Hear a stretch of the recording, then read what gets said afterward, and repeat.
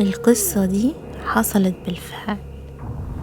أنا نور، وأنا صغيرة وأنا عندي 16 سنة تقريبا هربت من بلدي على أمريكا، علشان بلدي كانت بتتدمر حرفيا.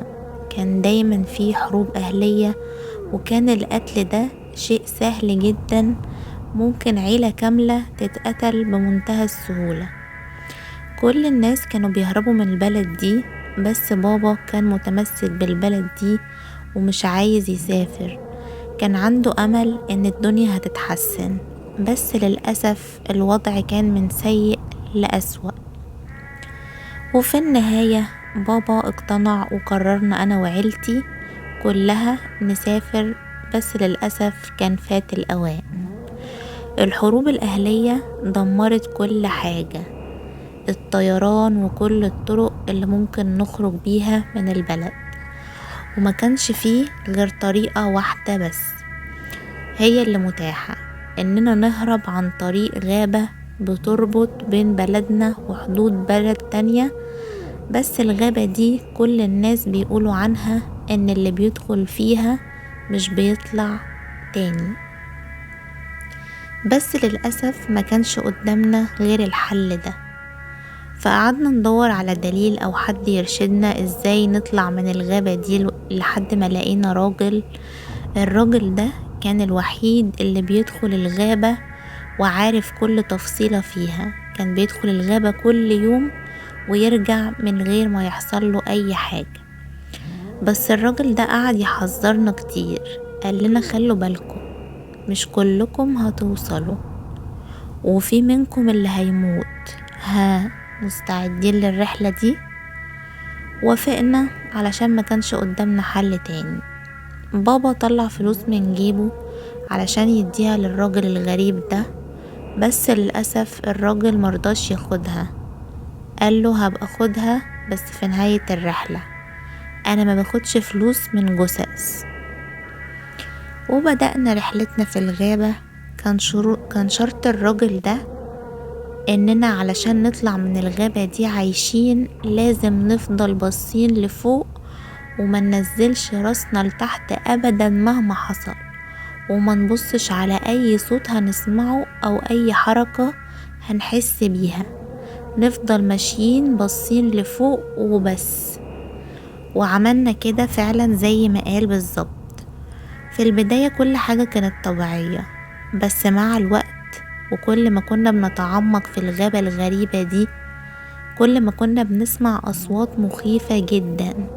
وبدأت أسمع صوت صريخ، بس الراجل اللي كان معانا كان بيشخط فينا ويقول اوعوا تسمعوا للأصوات دي، اوعوا تنزلوا راسكم لتحت. بس مع الوقت عمتي وجوزها تعبوا جدا، وللأسف هما الاتنين نزلوا راسهم لتحت. انا معرفش هما شافوا ايه بالظبط، بس كانوا بيصرخوا صريخ مش طبيعي. الدليل زعق لنا وقال اوعوا حد يلتفت ليهم، هما اللي اختاروا. محدش فينا عرف يساعد عمتي وجوزها، ولا حتى عرفنا نعمل لهم اي حاجة، ولا عرفنا حتى ايه اللي حصل لهم. كنا سامعين صراخهم وبس. طبعا سمعت صوت ابن عمتي وهو عمال يعيط عياط هستيري، بس ماشي رافع راسه لفوق. اصل حط نفسك مكانه، سمع ابوه وامه بيصرخوا، مش عارف ايه اللي بيحصل لهم، ولا عارف ينقذهم ولا يعمل لهم اي حاجة، ومجبر انه يكمل مشي وحتى ما يبصش عليهم. كملنا مشي، بس في وسط الطريق جدتي كانت تعبت قوي. قعدت تقول انا مش قادرة، انا خلاص راسي وجعتني، لازم اريحها شوية، لازم انزلها لتحت شوية. الدليل شخط فيها وقال لها اوعي تنزلي راسك لتحت. بعدها بدقايق سمعنا صوت صريخ جدتي، وبرضه ما نعرفش ايه اللي حصل لها لاننا ما قدرناش نبص عليها. بس بابا ما تحملش صوت صراخها وقال انا مش قادر اتحمل، انا لازم انقذها. وللأسف راح علشان ينقذها، وسمعنا صوت صراخه هو كمان. كان صراخ مرعب. انا كنت منهارة ومش قادرة وكنت بعيط في نفس الوقت. مش قادرة انزل راسي لتحت، بالرغم اني كنت تعبانة جدا. حاولت ارجع علشان اشوف بابا ايه اللي حصله، لكن ابن عمتي قال لي اوعي تنزلي راسك لتحت وخليكي ماشية زي ما انتي، احنا الاتنين خسرنا عيلتنا، ارجوكي كملي معايا وما تسيبنيش لوحدي. للأسف اضطريت ان اكمل مشي. كنا طول الطريق بنسمع اصوات مرعبة واصوات بتنده عليا، بس كنت بتجاهلها. وفضلنا طول الطريق ماشيين لحد ما شفنا النهار بيطلع في الغابة من تاني.